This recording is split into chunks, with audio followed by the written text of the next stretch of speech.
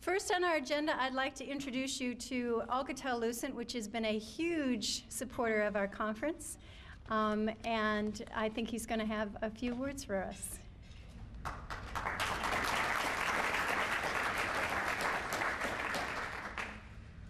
Thank you very much. First of all, I want to thank the SEATOA board and Catherine for putting this event on. Thank you for hosting the event in the city of Chattanooga. I want to applaud the efforts of SEATOA and all of its members for the important work that they do, in fact, do on a daily basis. I know it's all volunteer and it's not necessarily an easy thing to accomplish with all that we have going on in our lives on a daily basis, but it is extremely important work that they have endeavored to do. And I think the likes of Wilson and Chattanooga are perfect examples of what can come of that effort. I really do think that everybody in the room deserves a round of applause for your efforts, so I'll go ahead and start that off.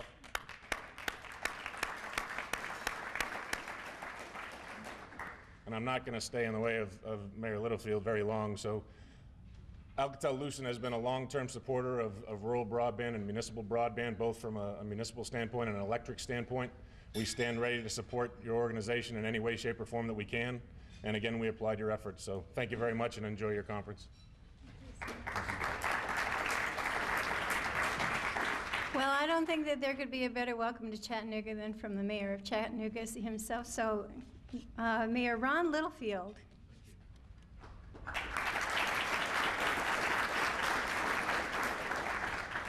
Well, welcome to Chattanooga, Tennessee. How many have been here before? Quite a few, quite a few. How many have never been here before? That's even more. That's great. Chattanooga is such a well-known city just because of the song, Chattanooga Choo Choo. Just starts running in your head, doesn't it?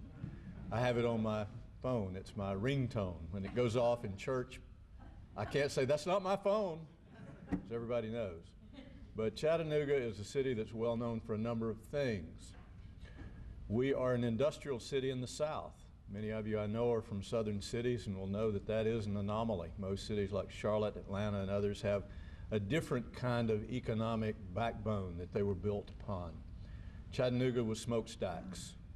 And so back in the late 1960s, in October of '69 to be exact, Walter Cronkite told the world one night on his world-renowned news show that the dirtiest city in America was, in fact, Chattanooga, Tennessee. And so when you look out and you see a very different city today, that was a choice that was made along the way, that we were going to change the direction of the city and become a different kind of city and become a family-friendly city. I'm a city planner by background, and so I have had the opportunity to work in many of your cities over the years as a planner. And I've lived in Chattanooga since 1968, so I've seen it at its worst, and I see it now at what I believe is hopefully not at its best yet to come, but certainly a very different city than it was back then. We're glad to have families come and say, how did you clean this place up? We made a choice that quality of life, that the best way for a city to grow is for the city to be the best it can be for the people who already live here. And in spite of the fact for decades we were losing our young people to other communities, we now have our young people coming back and young people from other communities coming to Chattanooga because suddenly we're cool. Well, what made us cool?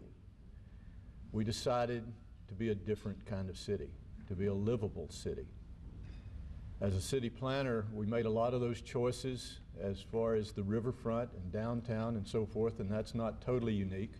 Building the aquarium back many years ago when there were very few of those type facilities around the country was a unique idea. And then we shamelessly stole ideas from cities all over the country, shamelessly. Started with Indianapolis, and we stole many ideas from Indianapolis because it was an inspiration in city planning circles many years ago. If you can imagine now, if you look at Indianapolis, that glittering capital of sports that it is, think, how could Indianapolis ever have been known as India No Place years ago? That was before the Colts. That was before so many things that they made a choice to do. So we made choices like that. And as a city planner, I could predict, you know, if we do this, it will do that there is a yin and yang to the kinds of things that you do, that there's a payoff for investment in infrastructure. But you're a technology group. I am lost when I talk to technology groups. I talk planning-ese, not techies, not geekies, if you will permit me to say that. But I have great admiration for this high-tech age that we're moving into. A few months ago, I was in Copenhagen, Denmark.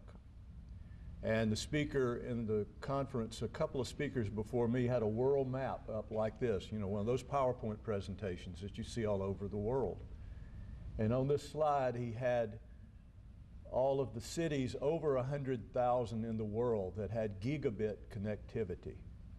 And there were a handful in Asia, handful in Europe, and one spot in the United States. Cities over 100,000 with gigabit capability.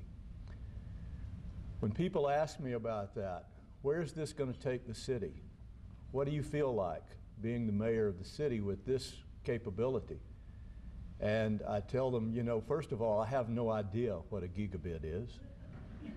I have gotten into that old codger stage of life where fortunately I no longer have a VCR to program, but I don't understand Blu-ray.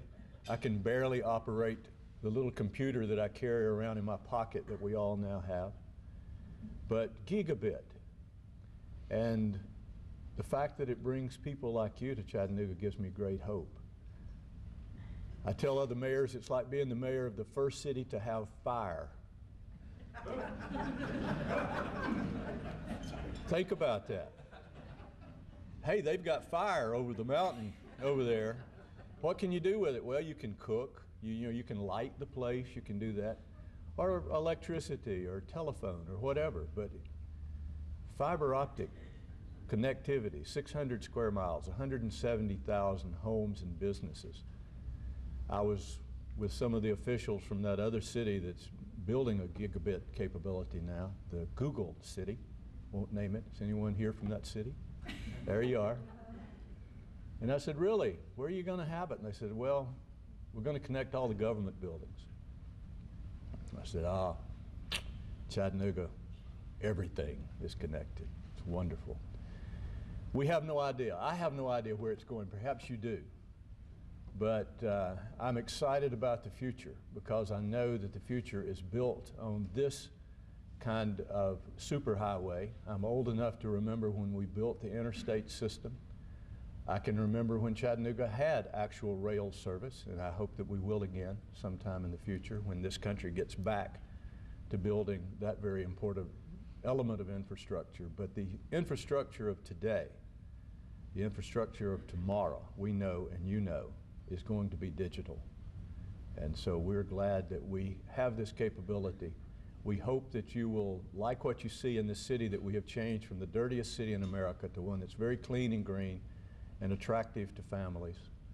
And we hope that you will either come yourself or encourage people who want to see just what you can do with the gigabit to come to Chattanooga and help us determine the future of this whole country. Thank you for coming to Chattanooga. Enjoy your time. The weather is not as pretty today as it was yesterday, and tomorrow I think it'll be better. And you'll get to see those blue skies that you could not have seen 40 years ago. Thank you for being here.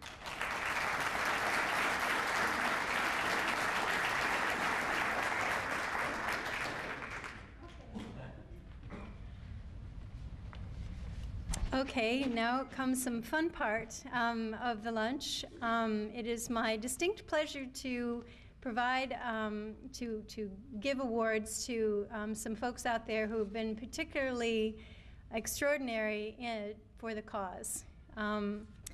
We started 3 new awards this year for SEATOA. Excuse me. The first was our SEATOA PEG Advocacy Award. Back in 2005, few legislators knew what PEG was. What's PEG? But they were willing to terminate all PEG channels the moment AT&T and Time Warner Cable promised that if deregulated, they would compete and bring improved customer service and lower rates to North Carolina. Such was the environment that Chad Johnson and Mike Williams had to step into, not only teaching legislators what PEG channels were, but crafting legislative language numerous times to ensure existing channels were funded now and into the future. PEG channels would not exist in North Carolina today if not for the efforts of Chad Johnson and Mike Williams to stand up for community programming. I'm sorry to say that Mike Williams cannot be here, but Chad Johnston, come get your award.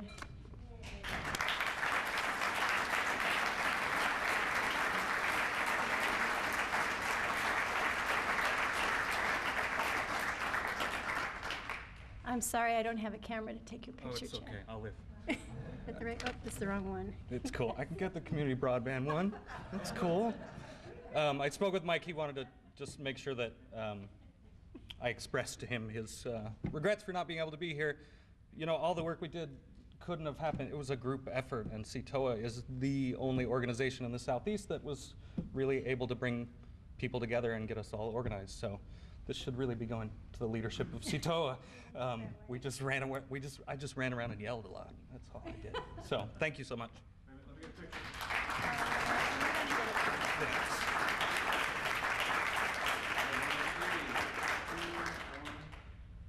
Go. Thanks, Chad. Okay. I have a long description on the next one, but I'm going to have to shorten it. Our next is SEATOA Broadband Advocacy Award. For fighting the municipal broadband battle for the rest of North Carolina for more than 4 years, for having the guts to be at the head of the pack, and blunting the brute force winds of the incumbent telecom companies for the rest of us, so that all North Carolina communities might someday have the level of broadband they need to survive and economically compete. For the last 4 years, Wilson, North Carolina, has been at the front of North Carolina's pack, fighting against the proverbial fierce winds and blows generated by the large incumbents in the state legislature, and locally, by the way, to prohibit community broadband systems. In 2007, Time Warner Cable and AT&T tried to sucker punch the municipalities with surprise legislation to prohibit municipally owned broadband systems, even singling out Wilson to be grandfathered from the bill at the expense of the rest of the state. Wilson did not take the bait.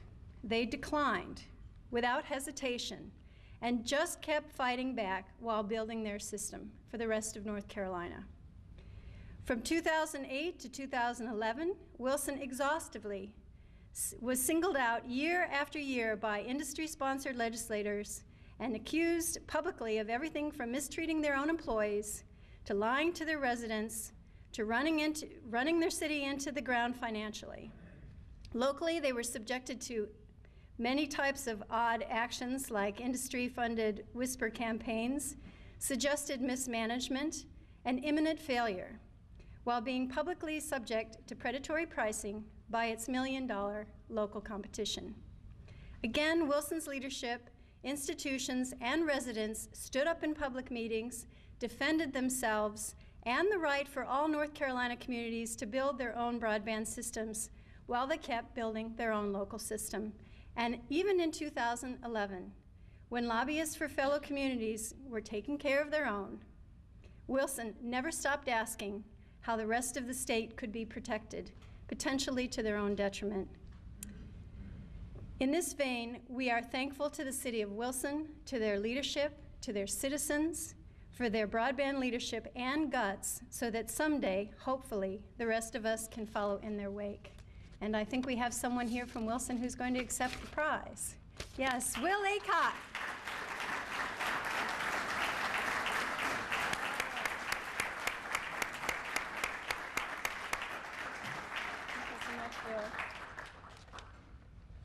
Well, thank you. Clearly, I'm here representing others. The leadership came from our elected officials, Mayor Bruce Rose, our council, and Grant Goins, the city manager. They're the ones that did the heavy lifting and frankly kept this whole issue off of the backs of those of us day to day who are responsible for implementing. So on behalf of those that actually did this work, thank you very much for the organization. Thank you, Will.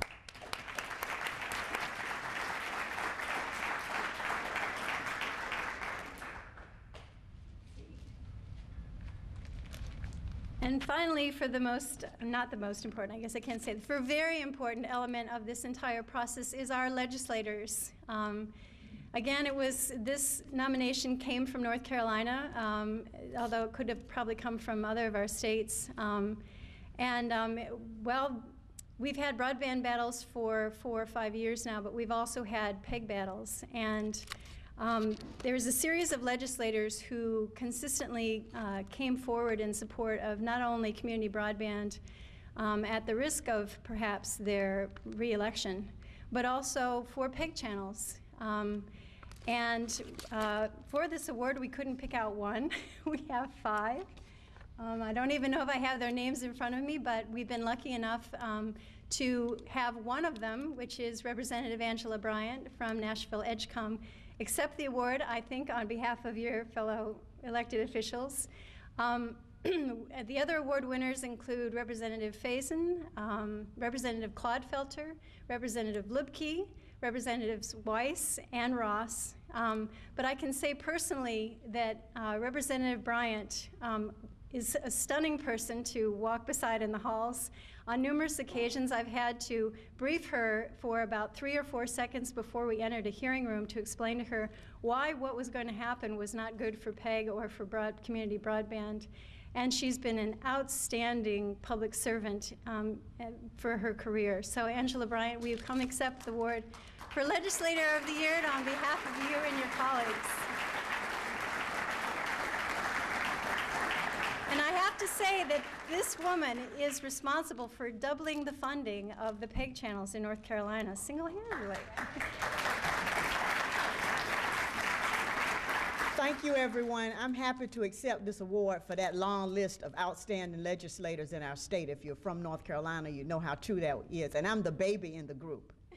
And sometimes, you know, they put stuff on the babies because we don't know any better than to try to get something that they know they've been having trouble getting for years. And I guess I get the advantage and the upside and the downside of that experience. I also want to recognize one of my main mentors in the audience. Many of you would know Jane Smith Patterson from North Carolina, who's been a national leader in connectivity and access issues. And it was Jane that originally educated me on this PEG channel issue and kept calling me week after week after week about whenever we talk about anything else. What about those PEG channels? What about those PEG channels?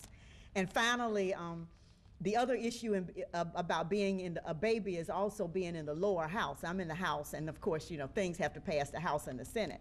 So when I was talking to the Senate about PEG channels, they would just pat me on the head. Oh, we'll deal with that, we'll deal with that. And then finally, they thought they would fix me on those PEG channels. They tacked it on, they suggested tacking it on to another major bill I had, the biggest bill I'd ever had in my life, to rearrange 911 funding in the state. And I had to decide whether to take that risk on my big bill or to go for where my heart was on the PEG channels. And so fortunately, I let them piggyback it on, and we made it through with the PEG channels and the 911 funding. But thank you so much for this recognition, and we are fighting an uphill battle now in North Carolina, but we'll continue to fight for access. And the Time Warner people, when they see me in the hall, they call me Miss PEG Channel. That's my name. Thank you very much.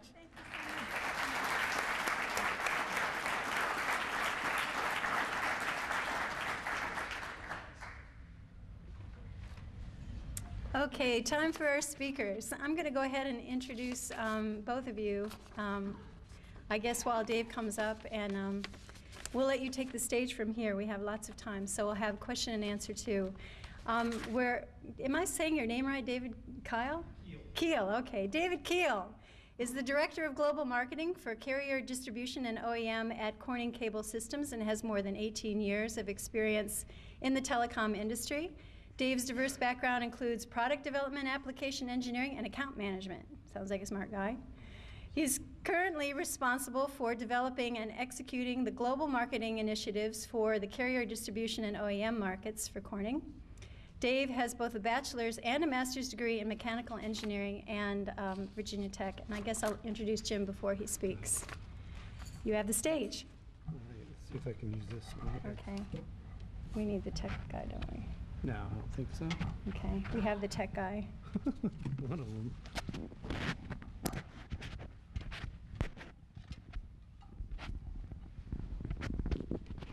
And Dave will be the lead-in for Jim Ballard. You can, do you want to read through his? Sure.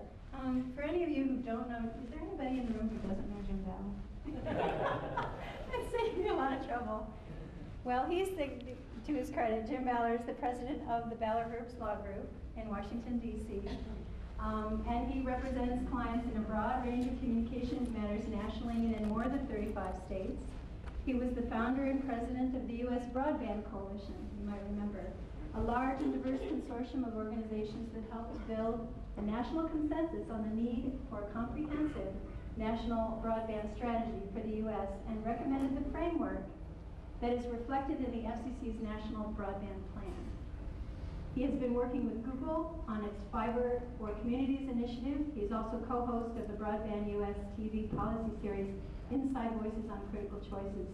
Let me just say that the Fiber to the Home Council has recognized Jim as the nation's most experienced and knowledgeable attorney on public broadband matters. SEATOA named him Member of the Year in 2001 and its first Community Broadband Visionary in 2007 for almost single-handedly putting the need for a national broadband strategy to the forefront of public consciousness. In 2009, Ars Technica included Jim on its list of 25 top names in tech policy, and Fiber Today honored him as its Person of the Year. He is a graduate of Dartmouth and Cornell Law School. Dave, take the stage. Thank you very much, Catherine. Can you guys hear me in the back? Is this working okay? Okay, so I was driving over from Hickory yesterday, and I was just thinking what a gorgeous day it was. So I had the windows down and the sunroof open, and I was listening to the basketball game, which I never get to do anymore. And I think North Carolina and Florida State were playing. I have a 6-year-old, so he's usually hanging on me. So it was just so nice to have the windows open. And I got a call from a friend of mine and was talking to him, and I said, yeah, I'm heading out 40 to go to Chattanooga for the show. And he said, well, did they open up I-40 from the rock slides? I was like, oh, crap. So I had no idea if I was going to be having to go all the way back and get on 26 or not. But luckily, it was open, and I made it here. But, man, it was just such a gorgeous day yesterday. I just loved being outside. So, excuse me? Well, you know what? I'm a little ashamed to admit it, but I'm a Virginia Tech fan, and they had a very sorry ACC season. So, but it was a good competitive game, and I enjoyed listening to it. So I'm going to talk about the where, why, and how of fiber to the home. It was interesting listening to some of the talks this morning.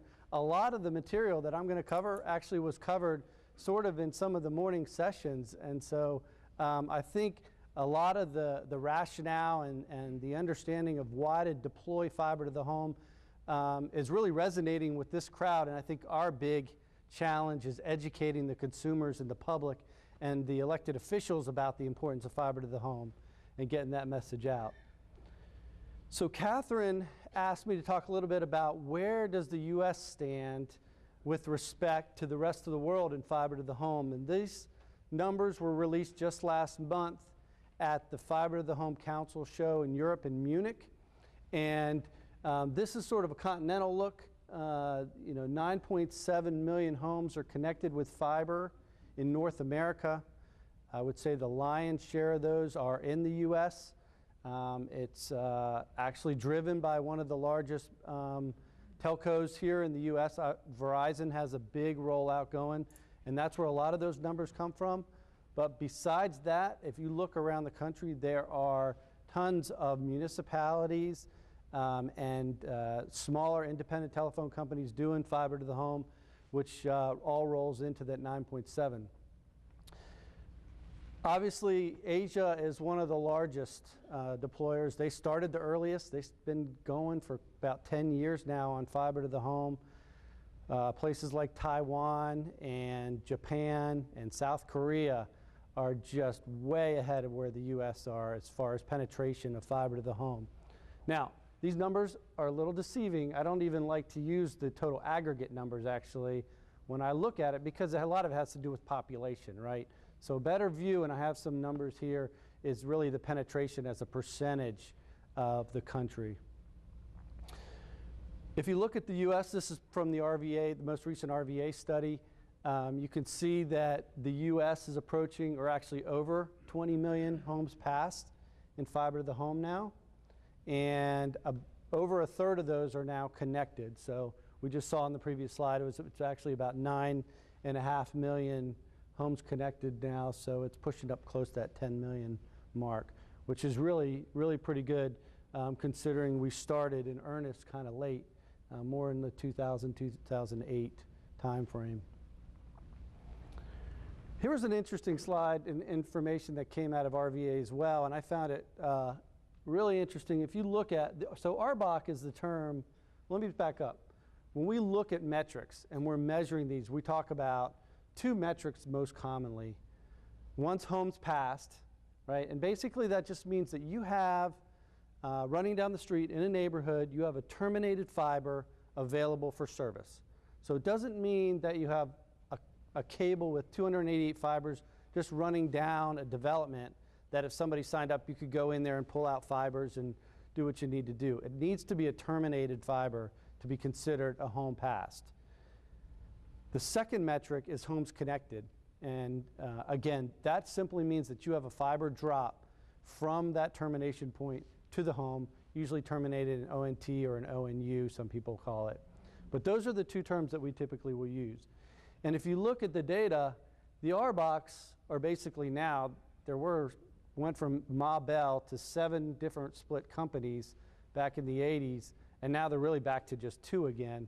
You could see what their kind of take rate is. The homes connected percentages are pushing above 30, but if you look outside the RBOCs, and that again is the independent telephone companies and the municipalities, municipal utilities, that take rate is a lot higher. And I theorize that it's because as you get to organizations that are smaller and more close to the constituents and more close to the home, that it resonates better with them, and they trust those folks. And so I don't know why for sure, but I theorize that it has to do with the ability to connect with the people that are taking the service. Now this is a very tough slide to see, and I apologize for that. But this is the US here. If you look at the actual homes connected penetration. And so somewhere around the 8% level, and the US is 13th right now, and sliding a little bit from this perspective on penetration. And you could see, again, a lot of the Asian countries are really at the top there. UAE, Norway, and a lot of these countries have national broadband plans as well. I think that's a big thing, is they put in place national broadband plans where they made a concerted initiative to deploy fiber to the home in their country. And now we have a national broadband plan, and it hasn't really laid out yet. We also now have a vision. The FCC chairman, Janikowski, is aiming at 100 million homes for 100 megabit service by 2020. So, but this all just came about in the last, 2 years, and these other countries have been doing this for close to 10. Here's another graph. Again, you can't see all these names, but I'm not sure that's important. Just look how far down the US is, and Bing, we're right there, 30th. And this is average broadband download speeds by country. We're 30th. You know, about 3 years ago, we were in the high teens, 18 to 20 from that perspective. And so we have slid quite a bit. I mean, we're behind, you know, I don't want to pinpoint, but we're behind some of these countries like Greece that are just really struggling with their economy. And from the download speeds, we're not competing. And so, you know, this is sort of the reality of the situation. The other thing, oh, I guess I can't go backwards. There it goes. The other thing I would mention here is look at how fiber to the home pulls those numbers up significantly. So this is available speeds by technology. So this is what's available, the available average for each one. So it doesn't necessarily mean these are what people are ordering, but as advertised, what you could get should you sign up for the maximum amount. That's the average. And so fiber to the home really pulls those numbers up. Now, why are we going to do fiber to the home? So there's a few reasons, right? And I'm going to breeze through these slides. And this is why, this is where I heard a lot of really good discussion in the morning sessions about this. And the big thing with fiber is the bandwidth is really limitless. It's limited by the electronics that you put on either end and how fast you can pump those signals through it. So in 30 years of deploying fiber, there's never been another technology that's been developed to improve upon optical fiber. And so we know that it's going to be future-proof. It's also the lowest maintenance cost. Heard about some of that earlier today as well, and I'll get to this in a minute. But it's interesting that you can actually. There have been studies showing that the value of homes have increased based on having fiber to the home capability, up to $10,000 here, and that was by Tech Home Builder magazine. That study, it improves the market value by nearly 9% in another study, and so. You can argue with some of the data, but I think there's no doubt that people are willing to pay more if they have a home, if they're buying a home that's connected or has the ability to connect to a high-speed pipe. I always find this one interesting. I mean, some of the numbers that are going on with the new application are just ridiculous. And these new applications all are driving this insatiable demand for bandwidth. I mean, the one that really gets me here is Facebook would be the third largest country in the world if it were a country. That's the size. I mean, look at some of these numbers. YouTube is consuming more bandwidth than the entire internet in 2000. And iTunes has 10 million unique songs and sold over 10 billion songs. I mean, some of these numbers are just outrageous. And so you can see where this demand is coming from. And it's also getting to be mainstream, right? Consumer Reports now ranks fiber to the home as the #1 service. The Verizon service for fiber to the home is #1 relative to all the other providers that are out there providing DSL and other options. And then, of course, the TVs, right? The screen sets are getting larger, more HD, televisions are in each home, and that's all driving this requirement for bandwidth. But I will say that I don't think anybody will get their city managers and city council to approve, and the people to approve bonding of a fiber to the home network because their kids want to play games faster or better, or they got more TVs, right? So there's got to be more to it, more to the discussion. And we, again, heard about some of this as well. Telemedicine. At the council 2 years ago, we demonstrated telemedicine where folks were getting their blood pressure tested, and we had a medical professional on the other end of this telepresence doing some analysis on that work to kind of show that folks that live in rural communities and rural areas can get the same kind of benefits as living in a larger city.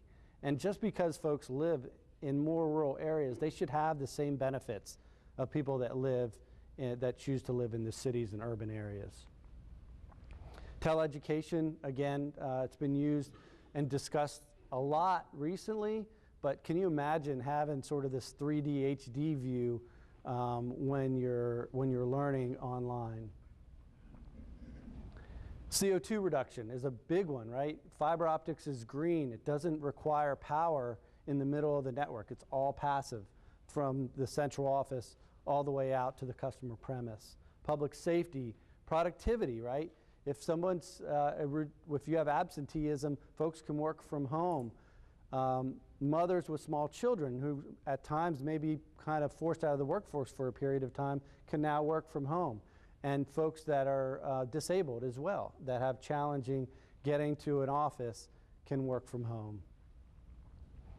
And so CSMG did this study in 2009 that estimated there could be up to savings of $15 billion nationwide by 2015 by leveraging fiber to the home, most of which is coming from reducing commuting, right, and CO2 emissions and gas and traffic. I mean, the advantages are just endless. And then there's the municipal advantages as well. Chairman Janikowski said that even a modest increase in broadband adoption can yield hundreds of thousands of jobs across the nation. And so you're really starting to see kind of a groundswell in Washington to kind of push the broadband plan out there. Emergency broadcast systems, Amber Alerts become more efficient. Now I'm going to start on smart grids because you all are a lot smarter than me, and I heard a wonderful session this morning on smart grid as well. Intelligent transportation, so the DOTs are using it. Variable message signs, cameras for incident detection, and then public safety. And so it's about all those things kind of collectively making the argument and the pitch that fiber to the home makes sense. There's municipal advantages, there's the public good, the consumers want it, right? So now it's just about the business case. And fiber is a necessary public infrastructure. I think that's what our motto is. You know, last century it was the road system, the highway system, right? We believe that it's going to be the pipe to the home and communication in the 2000s. So just a couple of things. So first of all, how to deploy fiber to the home. I just got a few comments on this. Again, folks a lot smarter in the room than me, but you don't have to look very far to find the success story in Chattanooga. This came from the Times Free Press, basically talking about how the numbers for take rates have exceeded their expectations, and the payback's going to be much quicker than expected. And so that right there is kind of shows you the success story. And I think it was Will from City Wilson talked about it earlier this morning, saying, you know what, the biggest thing you can do is talk to others. And I totally agree with that. Talk to other municipalities that have done this. You know, talk to the city of Wilson and Bristol and here in Chattanooga and Dalton. I mean, there are a lot of folks that have gone through this and can give you some really good input on that. But the one thing, you know, just a couple of comments. So representing the constituents. The one thing in my experience of talking to different municipalities about fiber is that they don't normally go into it saying, hey, we want to make more money. We want to go and expand the scope of what we're doing as a municipality. It's usually because they're doing it to protect their constituents. They're underserved, they're unserved. And there have been stories about towns that have basically gone to their incumbents and begged them and said, please give us the broadband that can make us successful and develop our economy. And just in their situation, the business case didn't make sense. And the municipality said, well, we're going to do it ourselves. So of course, sometimes that's when they decide they're going to do it too. But the fact of the matter is that it's about representing the constituents. And I definitely applaud those towns that are doing it and taking those steps. Municipal advantages. So the municipalities are very trusted in the community, and well, maybe, you know, the real estate appraisal group or something notwithstanding, within the municipality, they are very trusted, and folks want to believe in that and believe that the municipality provides a service, that they're going to get what they need out of it. Understanding public engagement and having a local presence, right? How many times do you call your provider and you're not even sure if they're in the U.S. when you call them? And so having that local presence, having an office where you can drive down the street and discuss, I think provides a lot of value. And then maybe other than communicating with other municipalities, it's about finding that champion. Who's the champion that's going to do it for your town or your city?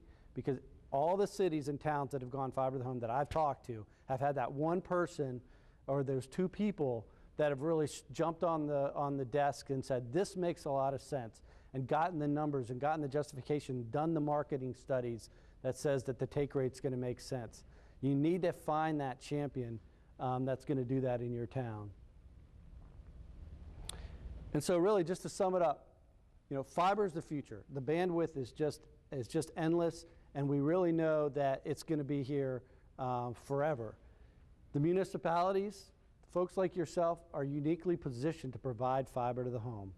And if you can't get someone to do it for you, you can't find a partnership, then do it yourself. And then I would just leave you with who's your champion. Okay.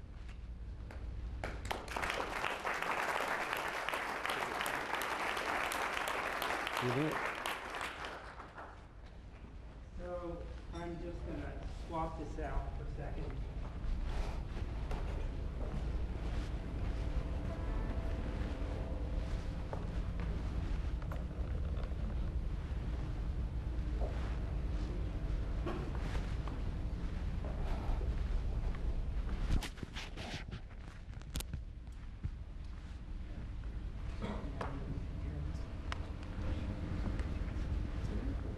One thing about being in a room with geeks is when there's a technical problem, everybody jumps up to the computer. No, well, this is There is no VGA port. There's no VGA port. Yeah. Let's use this one. Well, he doesn't have it on the stack. tell you, Thumb drive? how do you do a Save to a YouTube. Yeah, we can just go to URL and do it. yeah, or just get the URL and then load that up. Okay. This is your flash. Is that your flash? That's yours, I think. That's for the, That's for the clicker. All right. Well, we don't need that. Jim, do you want this? Yeah, sure. Thank you.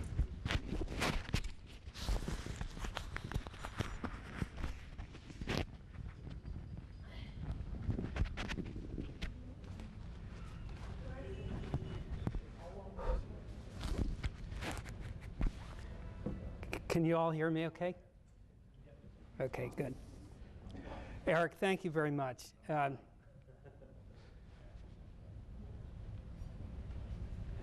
this is really important. This is a YouTube clip that one of my daughters sent to me. My job here today is to infect you with my incorrigible optimism about the future. And this YouTube clip, if we can get it going for later in the program, will, I think, contribute to that. This is sent to me.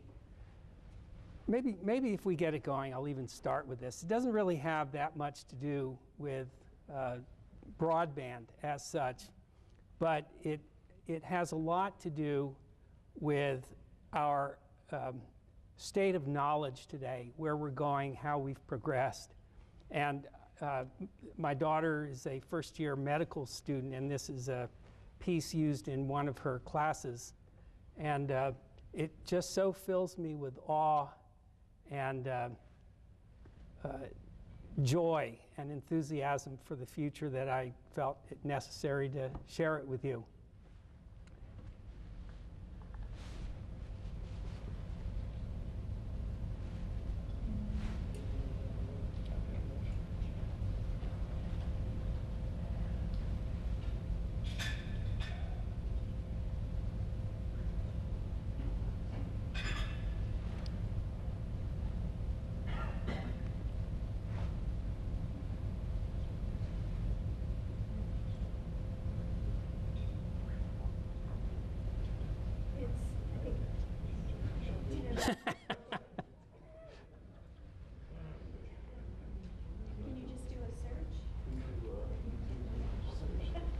Oh my goodness. Well, let me start anyway while they're doing this. I'm sure everyone's attention is going to be, okay, that's good. Well, Catherine, thanks again for having me here. Over the years, we've shared many different kinds of moods together, ranging from joy and optimism to anger and despair. As I was preparing this, I was thinking back to the year 2009, which is 3 long years ago. It seems like a different world, doesn't it? At that point, we'd had 8 years of frustration with the Bush administration, and we now had a new administration in D.C. that seemed to not only get what we're trying to accomplish, but seemed to support it vigorously. We had our 160-member U.S. Broadband Coalition that was genuinely working hard to find consensus among the public and private sectors in a number of areas. We had a brand new Recovery Act with $7 billion appropriated to stimulate broadband deployment, adoption, and use. And we're on, and I'm going to pause. Okay, so can we dim the lights just a little bit?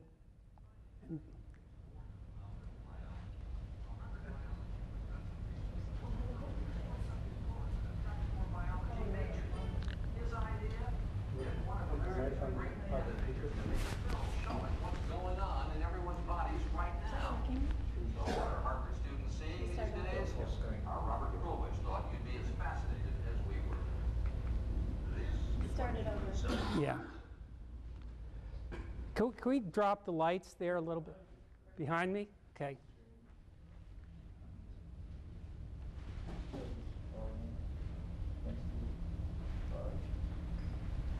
No.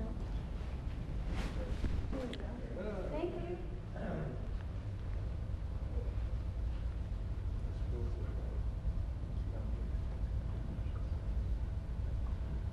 Finally tonight, keeping boredom out of biology.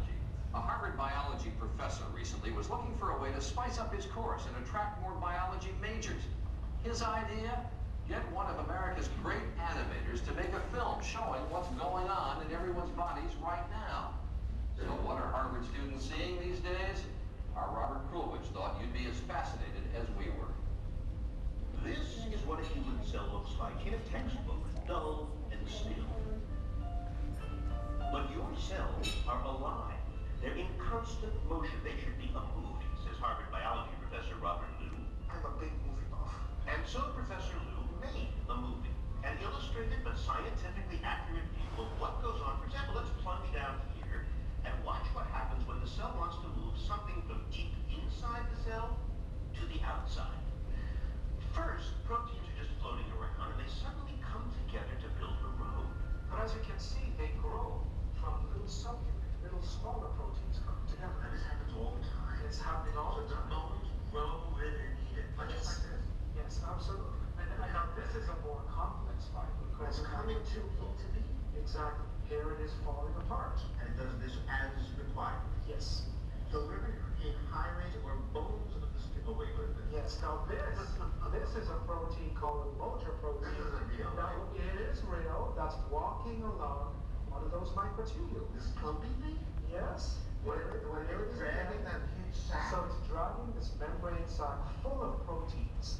This is the stuff we want to get out of the cell. Now, how does it know what direction to go? If I told it to turn around, would it be able to? It can't, because the foot only fits in one direction, going one way. So the grooves are preset to go in one particular direction? Yes. And how many of these roads are being built every, second?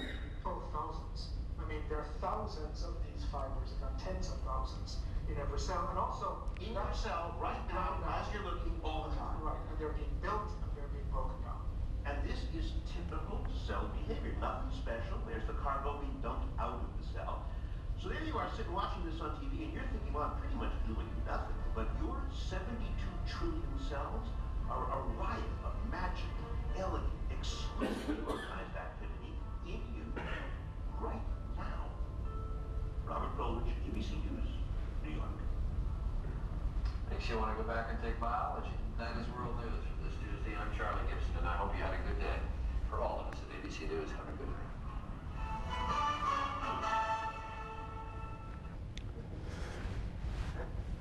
Okay.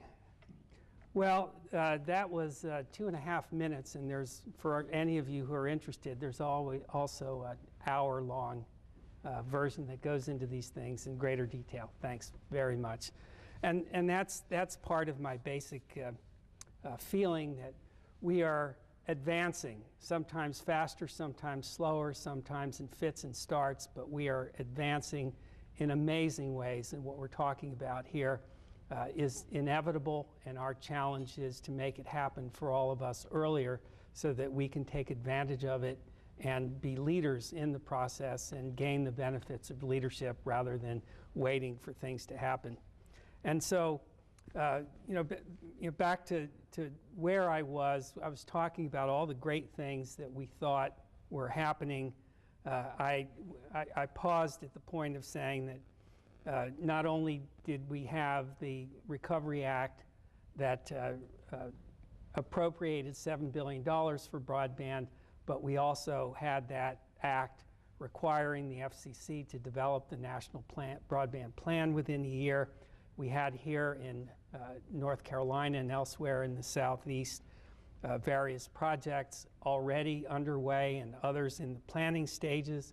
We had Jane Patterson's ENC, which was showing the nation how you can stimulate broadband adoption, deployment, and use, not just in rural areas, but also in depressed urban areas.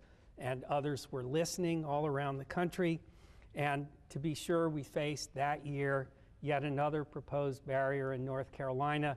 But since 2005, we had beaten back these barriers every time they came up in virtually every place. And we were pretty optimistic that we were going to do the same. And in fact, in 2009, we did do the same. And then along came the midterm elections of 2010. And those hit us in the solar plexus like a sledgehammer. And suddenly the progress that we thought we were making began to grind to a halt in some places. We couldn't have a dialogue with some of the members of the Tea Party and other representatives on whom their views had a big influence that year. And the world had significantly changed. And let me just quote what one astute observer on how the world began to look at that time put it. The United States is now governed by a permanent political class drawn from both parties that is increasingly cut off from the concerns of regular people.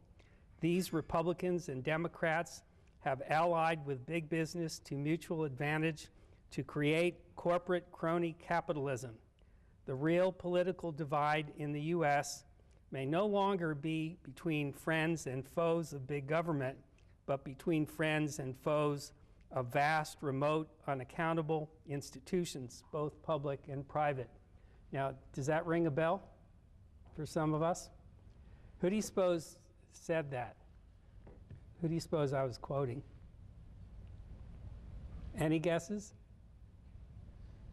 Well, that was Sarah Palin from a speech with which at least I didn't agree with anything else, but I certainly agreed with that.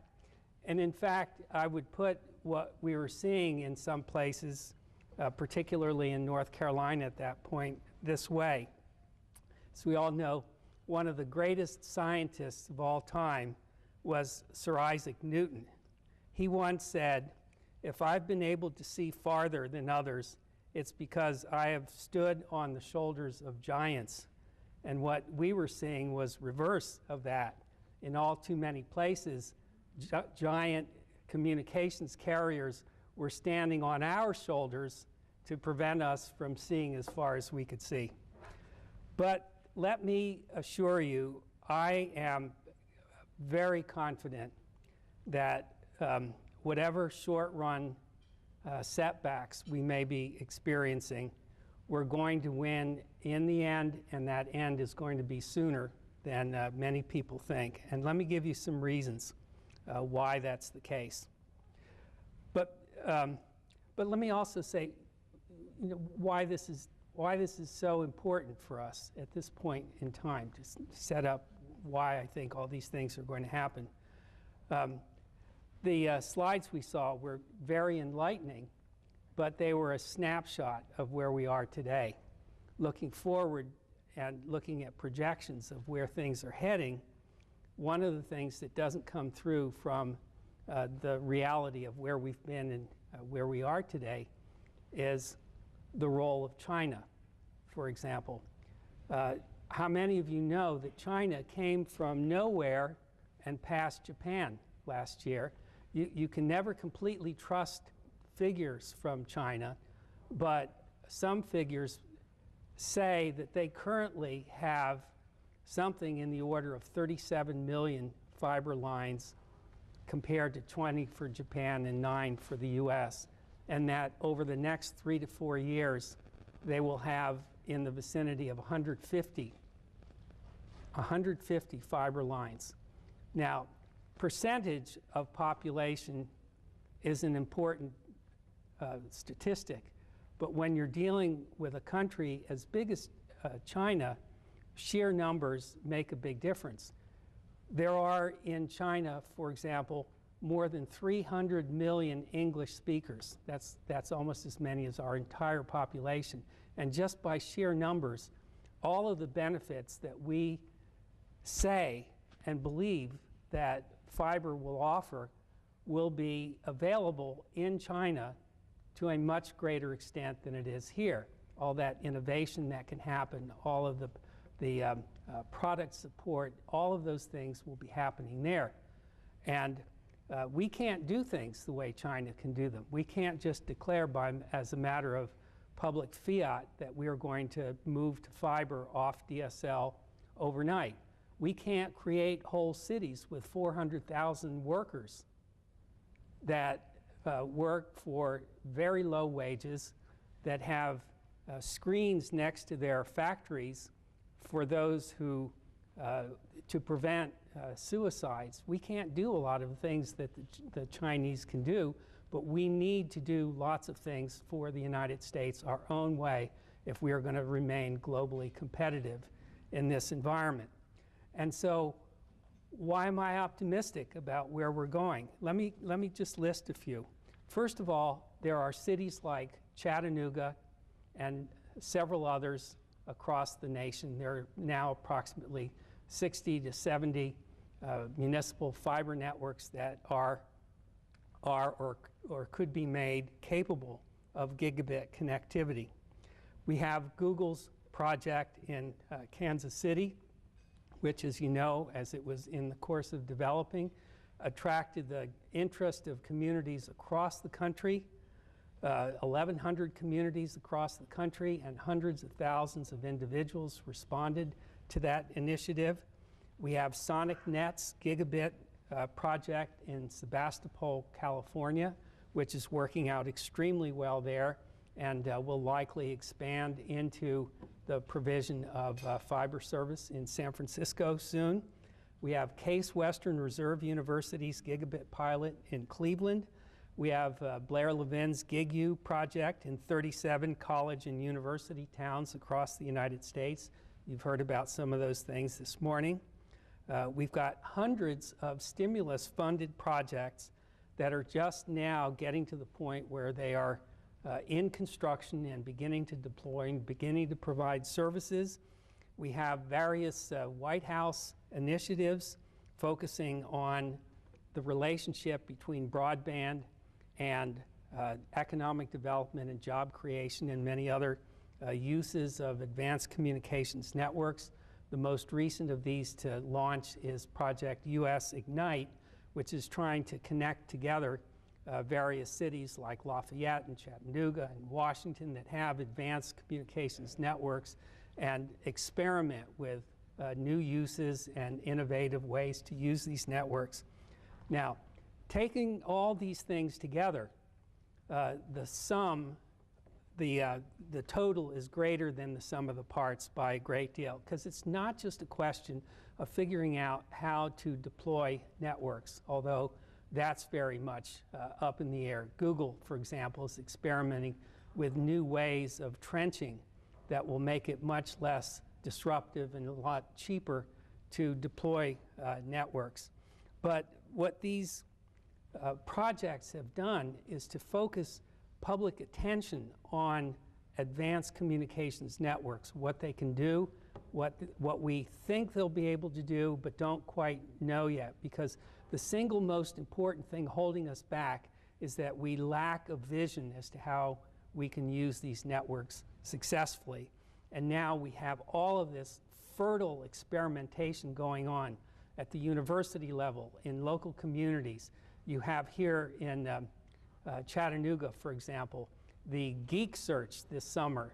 They have had competitions, they've had events where they support bringing entrepreneurs together for boot camps where they make their proposals, they're reviewed by business people with experience, they're funded, they're launched. This is happening all across the country where fiber networks are. In Kansas City, for example, the businesses, the local communities, the foundations are all thinking about what you can do once you have a gigabit network in place. And this spirit of experimentation is very high in these communities. Eventually, and I think sooner rather than later, the results will begin to spread out across the country. When you have thousands of individuals who participated in the development of the National Broadband Plan, in the stimulus program, when you have so many communities that have gotten to know themselves, that have gotten to understand where their assets are, where their weaknesses are, that have come to know who their neighbors are, what institutions there are, what institutional needs are, all of this at the local level, and much of it going on at a regional level as well. Many communities are beginning to realize that they don't have all the resources they need within their community, but if they go outside their borders into interlocal relationships or regional relationships, that much more is possible to them. And all across the country, these debates are all happening at the same time. We ourselves, let me pause for a quick commercial. We ourselves are involved in trying to stimulate this kind of multidisciplinary approach to the relationship between broadband and economic development and job creation. Broadband communities, Scott DeGarmo, please stand up and look around to the group so folks can view you, has been a tremendous instigator of this sort of work. His annual Broadband Communities Summit has, for the last 2 years, had a whole track on broadband economic development and job creation, which I've had the privilege of chairing. And this year in April 24th through the 26th, we'll have a whole day and a half on job creation in broadband. And Scott, to make it possible for as many local officials and economic development professionals and others, has offered almost free attendance at these things. There's a nominal charge of only $100, only because he needs to discourage people signing up and then not showing up, because that wreaks havoc on conference planning, commitments to rooms and food and things like that. That proposal's available to March 20. I strongly encourage you, if you can, to come and join us for this event and indeed for the whole Broadband Community Summit. And so we are going to find solutions. We are going to find ways to take advantage of high capacity networks, and that will spread everywhere. And in that kind of environment, we're going to put tremendous pressure on the incumbent carriers either to step up to the plate and provide affordable access to high capacity broadband networks in ways that communities need, or to get out of the way. 5 years ago, people didn't know what broadband was. Now everyone at least has some semblance of knowledge as to what we're talking about, and an increasing number are understanding what the potential is. And that's just going to continue to grow, and it'll grow geometrically as all of these groups of individuals from so many places around the country get together, compare notes, learn what works, perfect what works well, discard what doesn't work, and we move ahead. Now, time, of course, matters. We have children who are growing up who don't want to wait or can't wait 5 years for these things to happen. I think it'll be faster than 5 years, but we've got to work at it.